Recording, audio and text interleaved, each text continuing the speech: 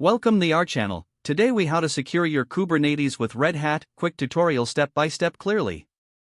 To secure your Kubernetes environment with Red Hat, start by ensuring you have a proper installation of OpenShift. Utilize the Red Hat OpenShift documentation for guidance on installation best practices. Once your installation is complete, log into the OpenShift web console. Access the project dashboard where you can manage your resources. Begin by implementing Role-Based Access Control, or RBAC. Define user roles and permissions based on the principle of least privilege.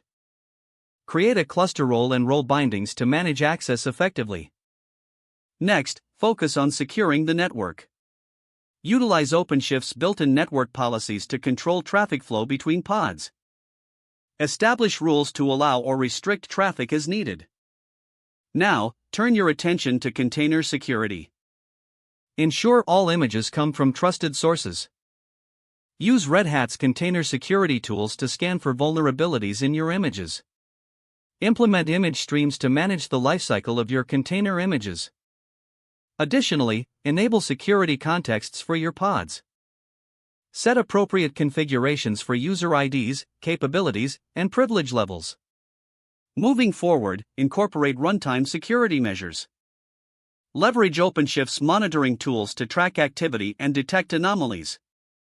Establish an incident response plan to address potential security threats. Finally, review your security posture regularly. Stay updated with the latest best practices and patches from Red Hat. Conduct penetration tests to identify and rectify vulnerabilities. With these steps, you will enhance the security of your Kubernetes environment using Red Hat technologies. If the page does not load, refresh the browser or try again in a private or incognito window. Make sure you are using the correct email address, then retype it carefully to avoid small typos. If your password is not accepted, use the reset option and create a new strong password you can remember. Check your spam folder for verification or security emails, then complete any requested confirmation steps. Enable two-factor authentication if available to improve account security and reduce unauthorized access risk. Don't forget to like this video and subscribe to our channel for more step-by-step tech guides.